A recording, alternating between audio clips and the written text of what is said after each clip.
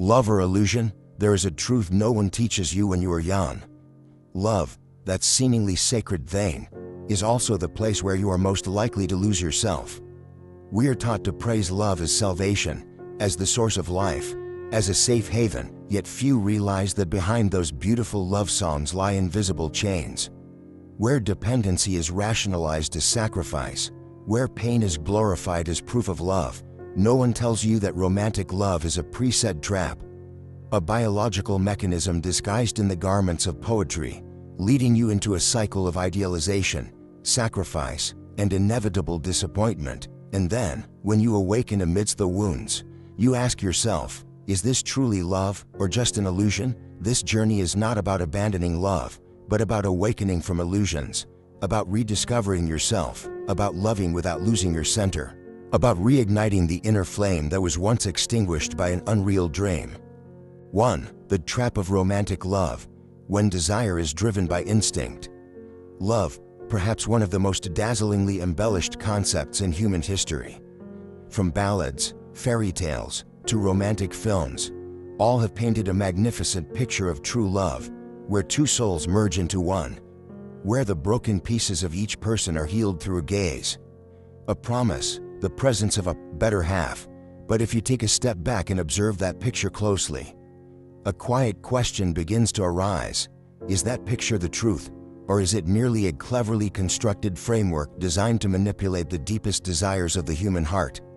Romantic love, that which people praise as the pinnacle of emotion, the ultimate connection between two souls, is, in reality, built upon a primal biological mechanism, an instinct that has existed for millions of years, long before Hollywood or romantic poetry ever came to be. Survival instinct draped in poetry. There's a truth few dare to speak. Love is not a divine phenomenon but a biological strategy, a mechanism of nature designed to ensure the survival and reproduction of the human species. The yearning to be loved, to be coupled, seems like a spiritual longing, but in reality, it is driven by the survival instinct. When two people come together, it may appear as though they are filling emotional voids, but behind the scenes, a genetic map is at play, selecting genetic material, ensuring safety, seeking stability for the next generation. Deep within the mind, instinct whispers something very different from what is said about love. It does not ask, will this person make me happy? Instead, it asks, will this person help me survive and pass on the strongest genes? The sweet trap of the desire to be loved, romantic love, as portrayed through cultural symbols, is not the truth, but rather a construct designed to keep humans in a perpetual state of longing. This longing is never fully satisfied. Every time you feel you're about to grasp it, it steps just out of reach, keeping you locked in the cycle of pursuit. A glance, a promise, a fleeting moment of closeness, just enough to ignite hope. But when that hope never solidifies into certainty, you continue to chase, to give, to sacrifice, believing that just a little more effort will earn you complete love. And in this state of never fulfilled desire, instinct controls you. You endlessly chase an illusion, while your mind remains bound to the fantasy of a love that saves. Idealization, when instinct wears the mask of poetry, behind what is called the ideal soulmate, the one who will understand you without words, save you, complete you, is not a pure spirit, but a projection born from your survival needs. You want to believe that somewhere out there is someone who will understand you without explanation, who will fill the gaps within you, who will make you whole. But in reality, your biological instinct only cares about securing resources, safety, and the continuation of your genetic line. That instinct does not concern itself with poetry or soulful gazes. It asks, is this person strong enough, stable enough for me to survive with? Will this person ensure the security of the next generation? Romantic love is merely a mask placed over instinct to soothe biological pain, to make you believe in beautiful ideals, while beneath it all lies the brutal game of survival, running toward nowhere. When love becomes a never-ending cycle, there's a paradox. The more you chase romantic love, the emptier you feel. The harder you try to perfect yourself to be loved, the more you lose yourself. Because biological instinct never allows complete satisfaction. If satisfied, the game ends, and instinct will not permit that. It keeps you in a cycle of hunger, compelling you to seek, to pursue, to sacrifice, but never to attain wholeness. Awakening. When you realize you are being led, understanding the true nature of romantic love is the first step in escaping its trap. Not to abandon love, but to love consciously, to know where instinct ends and conscious choice begins.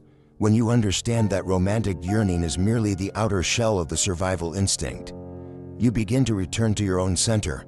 You stop chasing projected images, stop seeking salvation from others, and find your way back to yourself, to the place where you are whole and complete. Escaping the trap of romantic love does not mean rejecting love, but rather freeing yourself from false expectations, so you can love with full presence, undriven by manipulation or the unconscious mechanisms of instinct cloaked in poetry. 2. The sweet pain. When sacrifice and endurance are glorified as love. There is a paradox that quietly exists within the human mind. The deeper the pain, the more love is glorified. Enduring for others, sacrificing oneself, accepting hurt, all of these are painted as signs of genuine love. But what if all of this is merely an elaborate trap, a structure designed to rationalize suffering, to make people accept pain as an inseparable part of loving? In human culture, from sorrowful love songs, tragic plays, to unfinished love stories, suffering becomes the symbol of great love. People learn to believe that the one who loves more suffers more.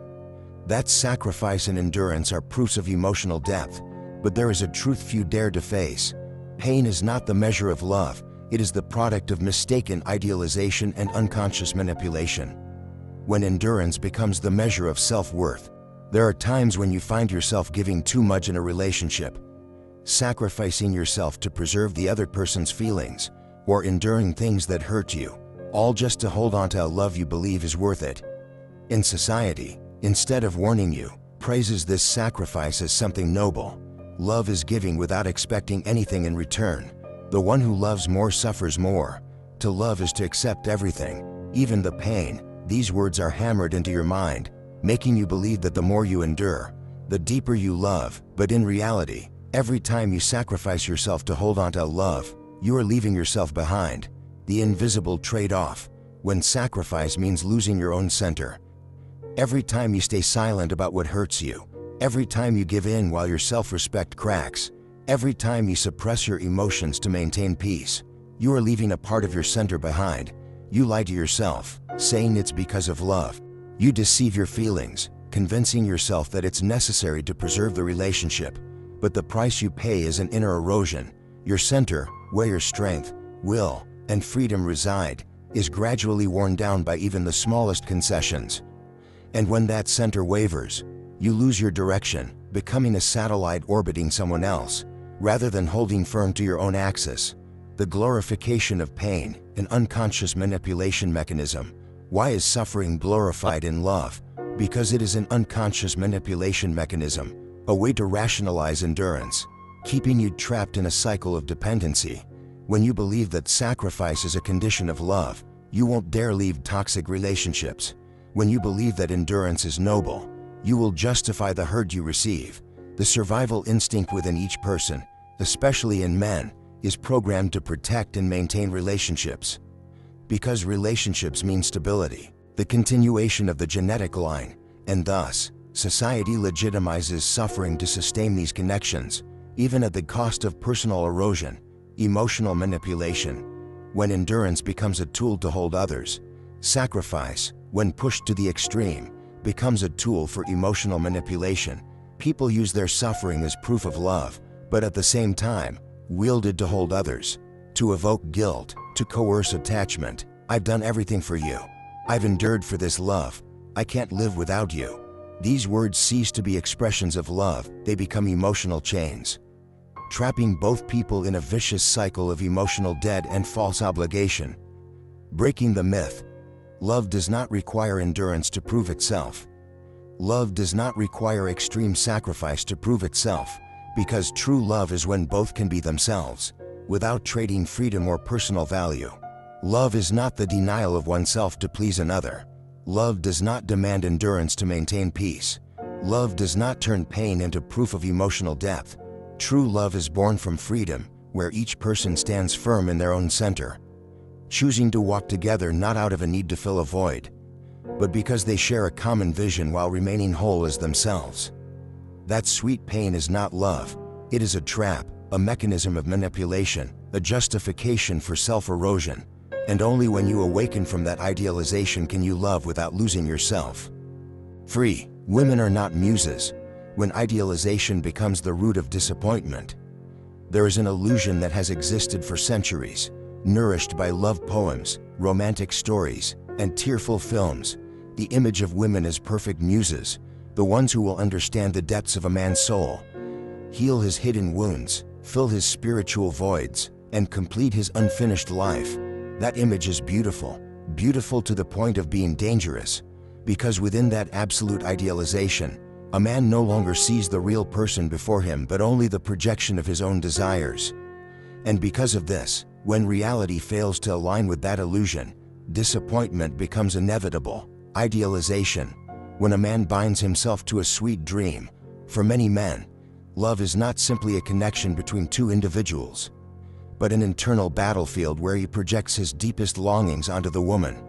He does not merely seek a companion but a symbol, a muse, the embodiment of understanding, gentleness, and perfection. Her gaze, he hopes, will understand unspoken pain. Her gestures will make up for childhood lacks. Her presence will soothe the storms within. But there is a simple truth that is often forgotten. The woman before him is just as human, with her own limits, biological needs, personal desires, and unhealed wounds. Instinct and idealization. When two worlds collide, a man idealizes a woman through the lens of soul and emotion, expecting understanding and spiritual harmony. Meanwhile, the woman's biological instinct, even if cloaked in culture and morality, operates according to the rules of survival and stability. She may seek safety, emotional security, financial stability, and resources to nurture a lasting life, while the man dreams of rapturous moments and gazes that speak volumes. She evaluates his practical capabilities to ensure her well-being and that of future generations. This does not mean women are cold or calculating. It is simply biology fulfilling its role. But when men drape these instinctual needs in poetry, art, and idealization, they create a gap between reality and illusion that cannot be bridged. When the illusion collapses, disappointment is inevitable. No one can forever live up to a perfect ideal. When a man begins to realize that the muse in his mind does not match the real woman before him, disappointment is inevitable. He may blame her for not being sensitive enough, not perceptive enough, not understanding enough, but in truth, he is disappointed with his own dream, the dream he built, believed in, and imprisoned himself within. The greater the gap between expectation and reality, the deeper the pain, not because the woman has harmed him, but because he projected onto her needs that never truly existed. The imbalance of power. When idealization leads to dependence, when a man places a woman on a pedestal, he lowers himself. Each time he yields, neglects his own needs to maintain that idealized image, he gives away his power and abandons his internal center of strength. The woman, even without doing anything, instinctively senses the instability in that imbalance, and instinctively, she will lose respect for the man who surrenders his power too easily. Because respect does not arise from blind admiration, but from a steadied presence, unshaken by instinctual demands. Awakening from the illusion, seeing the real person before you. Breaking free from idealization does not mean abandoning romance, but seeing the woman as she truly is, with all her limits, needs, strengths, and shadows, instead of projecting a muse. Listen, observe, and understand the real person before you. Instead of expecting to be saved, save yourself, reclaim your internal center of strength, and choose to love from fullness, not from lack. Only then does love cease to be a cycle of disappointment and become a connection of freedom, unforced, unidealized, a love between two people who know each other's limits and still choose to walk together, not to complete each other, but to grow alongside one another, while fully retaining their own essence. 4. The price you pay. When idealization turns a man into an emotional beggar, there is a harsh truth that few dare to confront. Every time you idealize a woman, every time you place her on a pedestal, you surrender a part of your own power, not because she demands it, not because society forces you, but because you, in your longing for love, in your fear of losing the image of the muse, willingly offer up your emotional freedom. And when that happens, the man, who once stood as the center of his own world, becomes an emotional beggar. No longer the one who chooses, but the one who waits, yearning for acceptance, for recognition from another. No longer the one who radiates a powerful presence, but the one who bows his head, pleading for a trace of warmth, a crumb of grace from her gaze, her words, her emotions, the process of losing yourself, when every small action becomes surrender. Emotional dependency does not unfold in a single moment. It happens bit by bit, like an undercurrent eroding your center. Each time you stay silent about what hurts you, just to maintain peace. Each time you alter the way you speak, conceal your true thoughts, just to avoid upsetting her. Each time you compromise your personal boundaries, ignoring your discomfort just to remain in that relationship. Every time you do this, you hand over a piece of your inner power. You are no longer yourself. You become an adjusted version tailored to meet someone else's expectations. The price of idealization, when the loss is not the relationship, but the self. When you make her the center of your world, all your thoughts, feelings, and actions revolve around pleasing her. And in that process, you lose yourself. You lose the ability to voice what you want. You lose the courage to establish boundaries. You lose the steady center, the place where you once stood, chose, and decided. And the most painful truth is this: you don't just lose the relationship, you lose your life, because the man no longer holds his own center, no longer becomes the architect of his life, but turns into a satellite orbiting someone else, living off their reactions and emotions. The collapse of respect, when a man gives away power too easily. The woman, even unintentionally, senses this imbalance. She no longer sees a steady man but a shadow bending to fit her expectations. And instinctively, she loses respect, because respect cannot be given to someone who surrenders their center so easily. The one who always yields, who fears losing acceptance, who fears losing his place in another's heart, cannot inspire, cannot create true attraction. True attraction arises from an unshakable center, from the ability to stand firm in oneself, from the inner freedom not conditioned by the emotions of others. From master to beggar, the tragedy of a man who loses his center. The man who idealizes a woman, who places her on a pedestal, ultimately becomes an emotional beggar, begging for a look of recognition, begging for a word of praise, begging for her presence, and in that state, he no longer chooses. Every decision, every emotion is controlled from the outside. He lives in fear of loss, waiting for something that never comes in full measure. Emotional dependency. The invisible chains that are hardest to see. No chains are needed, no violent control is necessary. Just a drip of acceptance, a few positive reactions, enough to keep him there, while the woman continues to live, to choose, to remain free. The man in that state no longer lives his own life. He becomes an extension of someone else, losing direction, losing passion, losing creative fire. Awakening. Reclaiming the center is the first step toward freedom.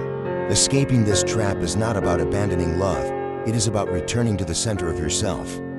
Speaking your truth, establishing clear boundaries, refusing what does not align with you, even if it means risking the relationship, choosing to live a life true to your essence, rather than bending to meet the expectations of others.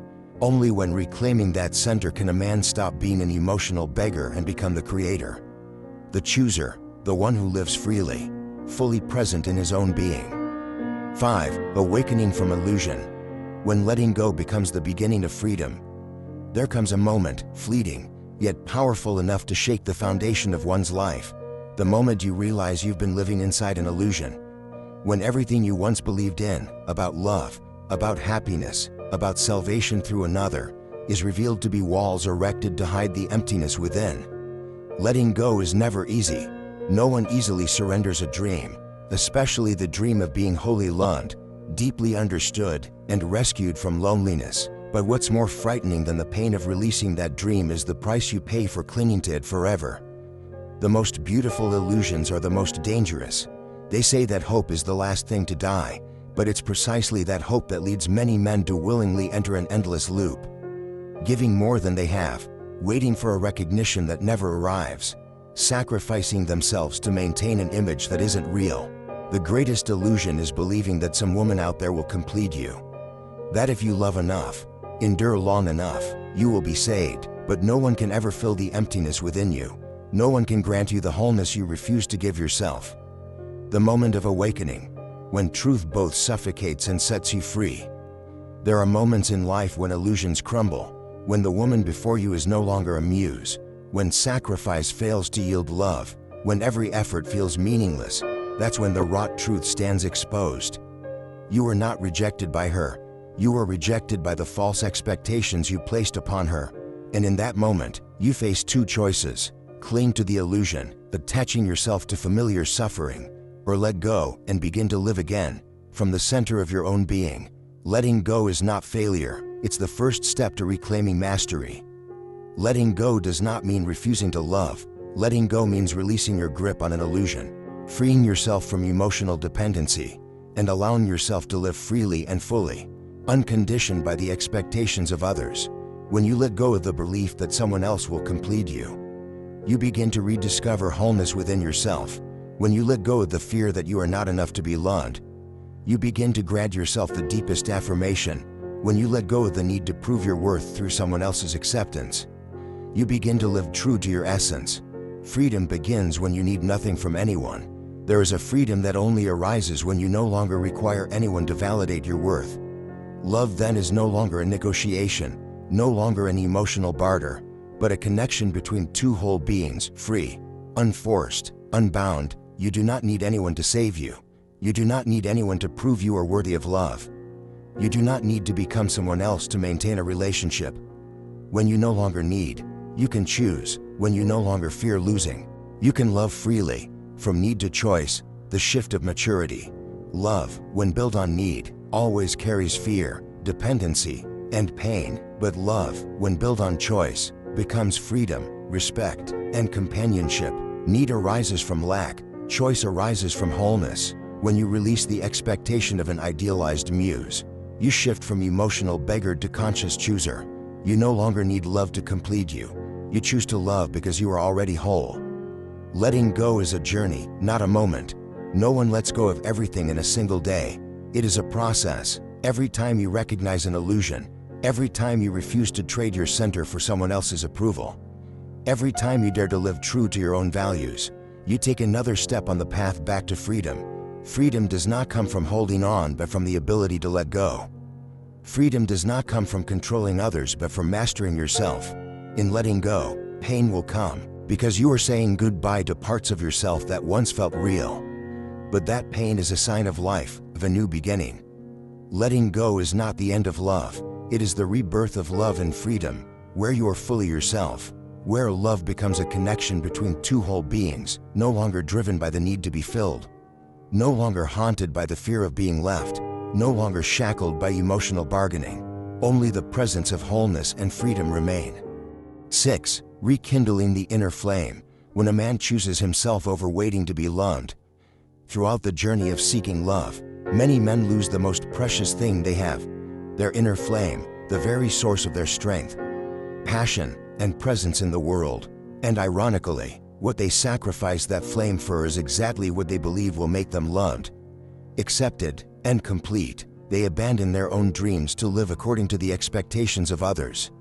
They shrink themselves, dull their edges, stay silent when they should speak, all just to hold a place in someone else's heart. But they don't realize that each time they betray themselves, their inner flame dims a little more, until one day, it's nothing but cold ashes. What is the inner flame? It is not anger or aggression, as many mistakenly believe. The inner flame is creative power, the will to exist, the ability to build and conquer the world. It is the passion to create, to bring value into existence. It is the solid presence of knowing who you are, what you want, and being ready to move forward for that. It is the capacity to stand alone, without needing anyone's approval to feel worthy. When a man nurtures this flame, he radiates naturally, without showing off or seeking attention. But when he hands over his power to others, when he waits to be loved instead of choosing himself, that flame gradually dies out, and he loses himself. Choosing yourself, the first step to rebirth. Rekindling the inner flame doesn't start with a woman. doesn't start with a better relationship. It begins with the decision to choose yourself. Choosing honesty with yourself instead of pretending to please others. Choosing to speak your mind, even knowing it may not be met with agreement. Choosing to walk your own path, even if it means being alone for a while. When a man dares to choose himself, he reclaims his internal center, where the inner flame is reignited, where every decision and action springs from his own initiative, not from fear of abandonment or a craving to be loved. The power of wholeness. When you no longer need, you can choose. A powerful paradox. When you need, you become a beggar. When you are whole, you can choose. The man who waits to be loved always puts himself in a weakened position. He depends on others' reactions, adjusts himself to avoid being left, and loses his freedom to choose. The man who chooses himself is different. He knows his own worth, and so, he doesn't need to persuade anyone to love him. He doesn't need to change to be accepted. He doesn't fear losing, because he is already whole within. It is this wholeness that makes him attractive, that makes him stand apart, because he doesn't need to prove his worth. The creative flame. When the inner fire returns, a man becomes a creator. A man with an inner flame not only stands strong in life but also builds that life. He sets his own goals, builds his career, his values, his life's work not to impress but to satisfy the creative hunger within. Loves not because he needs someone to fill his emptiness, but because he wants to share a full journey with another. Such a man attracts through his presence, through the burning flame within, without needing seduction techniques or emotional waiting games. No one can save you, except yourself. This is a painful truth that must be said. No one, not even the woman you love, can relight your inner flame. No one can give you worth. No one can make you feel whole. Only when you stop waiting to be loved to feel complete, only when you stand firm on your own, will the inner flame rekindle, and you return to yourself, whole, passionate, creative. True love begins when the inner flame burns bright, when a man returns to his inner flame, when he pauses, looks inward, and chooses himself. Then, love is no longer a transaction, but a free choice. It is no longer about filling a void, but a connection between two complete beings. And only then does a woman feel that natural pull, not because of what you do for her, but because you are fully yourself, a man with an inner flame. A creator, a man who needs no one to feel whole. None of us were born to orbit around the emotions of another. None of us were born to beg for a glance, a word of recognition, or scraps of affection. Yet over the years, illusions about love have led countless men to lose the center of their own being, to forget the inner flame that once burned brightly within. Now is the time to awaken from these idealizations, to release the unrealistic expectations, and to return to yourself, to the place where wholeness begins, where love is no longer a need but a free choice, because a man with an inner flame needs no one to feel complete. And it is within that fullness that he can truly love without fear, connect without dependency, and walk alongside another without losing himself. Freedom begins when you choose yourself.